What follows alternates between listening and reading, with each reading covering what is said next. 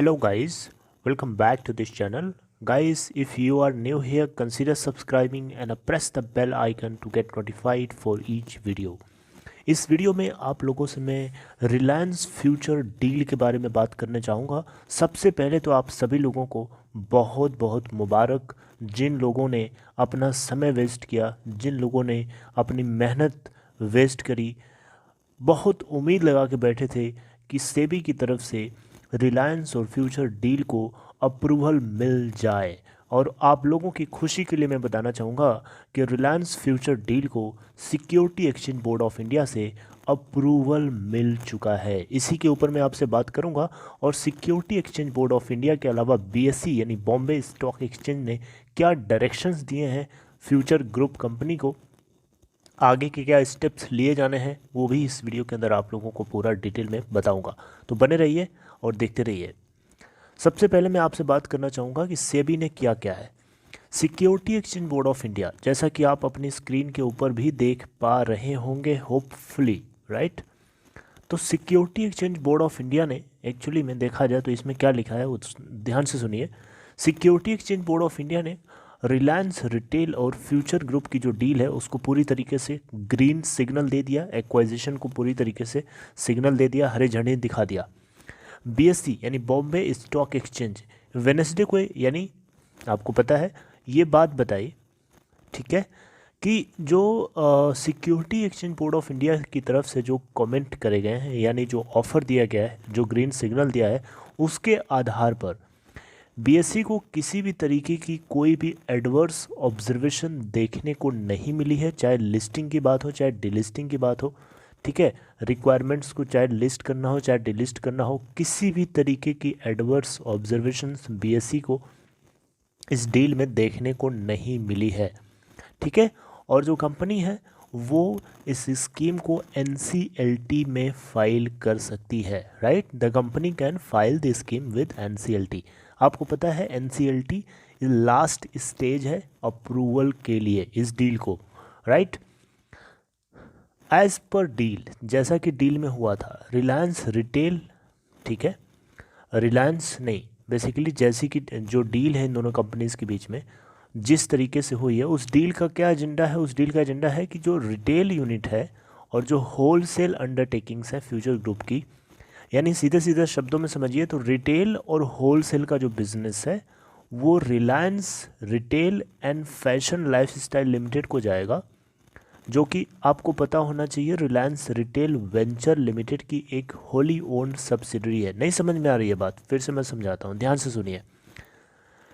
जैसा कि इस डील में यानी रिलायंस रिटेल और फ्यूचर के बीच की जो डील है, उस डील में ये बात पहले से प्रॉमिस करी गई है कि जो रिटेल और होलसेल फ्यूचर ग्रुप के दो बिजनेस हैं, ये Reliance retail and fashion lifestyle limited, जो कि एक रिलायंस रिटेल वेंचर लिमिटेड की एक होली ओन्ड सब्सिडरी है, उसको जाएंगे। और जो बची हुई दो यूनिट्स हैं जैसे कि लॉजिस्टिक्स और वेयर हाउसिंग का जो बिज़नेस है फ्यूचर ग्रुप का, वो जाएगा directly Reliance retail venture limited के पास। ओके, अब बात आपको समझ में आ गई होगी।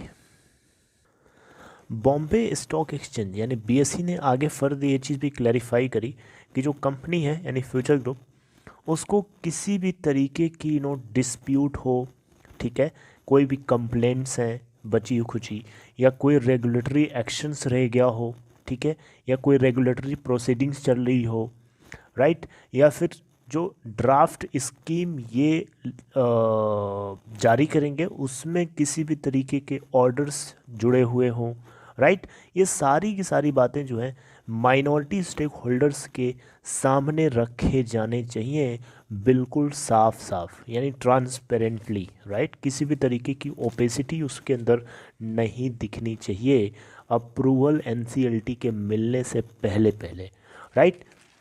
ये बात जो है सिक्योरिटी बीएसई की तरफ से नोटिस के जरिए बोला गया। अब वो जो डिटेल्स हैं उन डिटेल्स की मैं आपसे बात करना चाहूँगा। अब डिटेल्स की अगर मैं बात करूँ तो कौन कौन सी डिटेल हो सकती हैं उसको हम लोग यहाँ पे देख लेते हैं। इसमें आपको दिख जाएगा, okay, let me change this colour, right. इसके अंदर आपको डिटेल्स के अंदर मैं बता रहा हूँ, जो डिटेल्स हैं कंप्लेंट्स, जैसे कि जो अमेज़न ने जो कंप्लेंट्स करी थी अभी तक, वो सभी की सभी डिटेल्स चाहिए। इसके अलावा जो फ्यूचर रिटेल लिमिटेड की तरफ से जितनी सबमिशन करी गई हैं, राइट, सबमिशन का मतलब जितने डॉक्यूमेंट्स सबमिट किया है अपने फेवर में, इस डील के फेवर में, और उसके काउंटर सबमिशंस अमेज़न के कितने हैं, वो सारे के सारे होने चाहिए। इसके अलावा जो पेंडिंग और कंप्लीटेड, जो पेंडिंग प्रोसीडिंग्स हैं और जो जो प्रोसीडिंग्स कंप्लीट हो गई हैं, राइट, उनकी भी नोटिस चाहिए। इसके अलावा बेसिकली दिल्ली हाई कोर्ट में जितनी पेंडिंग और कंप्लीटेड प्रोसीडिंग्स अभी तक हो चुकी हैं उनकी रिक्वायरमेंट यहाँ पे बोली जा रही है।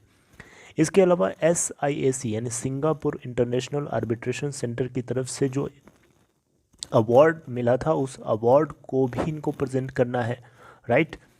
ये सारी की सारी चीज़ें जो हैं शेयर होल्डर्स के सामने या उनके ध्यान में या उनके सामने ट्रांसपेरेंटली रखी जानी चाहिए, राइट। चाहे वो एंटिटीज़ लिस्टेड हों, ठीक है, स्कीम से जुड़ी हुई जो एंटिटीज़ लिस्टेड हैं या नहीं है, सभी की सभी शेयर होल्डर्स के नोटिस में रखा जाना चाहिए। किसी भी तरीके से शेयर होल्डर्स के अप्रूवल को अगर ये पाना चाहते हैं NCLT के ज़रिए, तो NCLT माइनॉरिटी स्टेक होल्डर्स और जितने भी क्रेडिटर्स हैं उन सभी के लिए या उन सभी के बिहाफ पे एक अप्रूवल देगा, राइट। तो बेसिकली मोटा मोटा समझिए तो यहाँ पे ये है कि जो NCLT है वो अप्रूव करे डील को, उससे पहले जितनी भी कंप्लेंट्स हैं या जितनी भी चीज़ें आपके पास हैं, जितनी भी डॉक्यूमेंट्री हैं, सारी की सारी चीज़ें जो हैं वहाँ पे खुला खुला एकदम खुली किताब की तरह आपको प्रेजेंट करना है। ये BSE ने डायरेक्टली फ्यूचर ग्रुप के लिए कहा है एक नोटिस के ज़रिए, ठीक है। और इसके अलावा अगर आप देखें तो डिटेल्स जो हैं वो NCLT, राइट, की जो ड्राफ्ट स्कीम फाइलिंग होती है, NCLT की जो ड्राफ्ट स्कीम एक फाइल करेंगे ये अभी उसके अप्रूवल को पाने के लिए, तो उस ड्राफ्ट स्कीम को फाइल करते समय ये सारी की सारी डिटेल्स जो है इनको रखनी है वहाँ पे, ठीक है, उसके अप्रूवल को पाने के लिए। तो ये बात जो है BSE अपने एक लेटर के जरिए मेंशन किया है, बेसिकली बताया है। आपको पता है रिलायंस रिटेल वेंचर लिमिटेड जो है इस रिटेल एसेट फ्यूचर ग्रुप के रिटेल एसेट्स को बाई करने के लिए पूरी तरीके से तैयार हो गया था, ठीक है, 25,000 करोड़ रुपए के आसपास के अमाउंट में। और अक्टूबर से अभी तक देखा जाए तो अमेज़न जो है लगभग 8 बार security exchange board of India यानी सेबी को कंप्लेन कर चुका है, कंप्लेन नहीं कर चुका, बेसिकली अर्ज कर चुका है, रिक्वेस्ट कर चुका है कि वो जो है इस डील को कैंसिल कर दे, NOC यानी नो ऑब्जेक्शन सर्टिफिकेट इशू ना करे, राइट। लेकिन ऐसा हुआ नहीं, फ्यूचर ग्रुप को यहाँ पे जीत मिल गई security exchange board of India से और अमेज़न हार चुका है, राइट। तो यहाँ पे आपको एक चीज़ पहले से पता है कि CCI यानी competition commission of India already इस डील को अप्रूव कर चुका है, राइट। अब ये सब दो बड़ी बड़ी अथॉरिटीज़ से अगर अप्रूवल मिल चुका है, अब तीसरी अथॉरिटी है NCLT यानी नेशनल कंपनी लॉ ट्रिब्यूनल।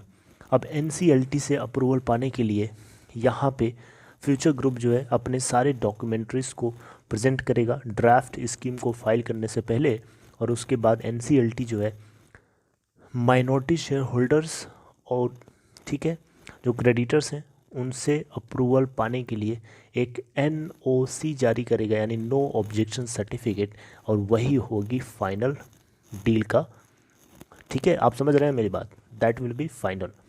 तो आज की इस कंटेंट के वीडियो के अंदर आपको क्या पता चला, मैं आपको समराइज करके पूरा होल बता रहा हूँ कम शब्दों में।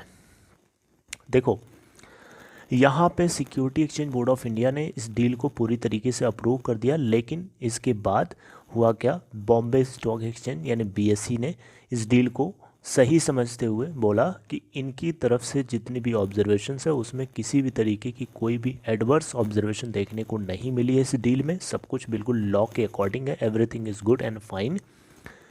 लास्ट में BSE ने ये बात बोल दी है कि जितने भी आपके पास डॉक्यूमेंट्री हैं, राइट, जितने भी डिटेल्स हैं, चाहे वो डिस्प्यूटेड हो, चाहे पेंडिंग हो, चाहे कोई प्रोसीडिंग्स ऑर्डर हो, चाहे दिल्ली हाई कोर्ट में जितने कंप्लीटेड और जो प्रोसीडिंग्स जो यू नो हो चुकी हैं, उन सारी इवन SIAC की तरफ से जो आपको अवार्ड मिला था, कंप्लेंट्स आपने जो करी हैं और अमेज़न ने आपके उल्टा जो काउंटर कंप्लेंट्स करी हैं, उन सभी की सभी चीज़ों की डिटेल्स आपको NCLT के दरवाजे पे ड्राफ्ट स्कीम की फाइलिंग करते समय प्रेजेंट करना होगा, और साफ साफ प्रेजेंट करना होगा। शेयर होल्डर से कोई भी चीज़ आपको छुपानी नहीं है, बिल्कुल ओपन बुक की तरह आपको प्रेजेंट करना होगा, राइट, ताकि उनको हकीकत क्या है वो पता चले, राइट, कि कितनी किस बात में सच्चाई है। क्योंकि security exchange board of India और BSE बेसिकली ये शेयर होल्डर्स के फेवर में हमेशा रहते हैं, क्योंकि उन्हीं के लिए बनाए गए हैं, राइट, ताकि उनके साथ किसी तरीके से कोई कंप्रोमाइज़ ना हो, राइट। तो उनके बेटरमेंट के लिए, उनकी सेफ्टी के लिए वो बॉडीज़ हैं और उन्हीं के लिए काम करती हैं। तो उन्हीं के फेवर में ये बात बोली गई है कि आपको पूरी खुली किताब की तरह जाना है, और NCLT की तरफ से फाइनल इनको NOC यानी नो ऑब्जेक्शन सर्टिफिकेट का सर्टिफिकेट मिलेगा, and that will be final stage of this deal, और उसके बाद सब कुछ final, right. So I hope you guys got positive information this morning. आपको बहुत बहुत मुबारक हो, and all the best for your next session. Okay, so last thing I would like to request to all of you, if you are interested to open Demat or trading account, then there is a link in description box of this video, and click on that link to open an account in Upstock. Take care. Thank you very much.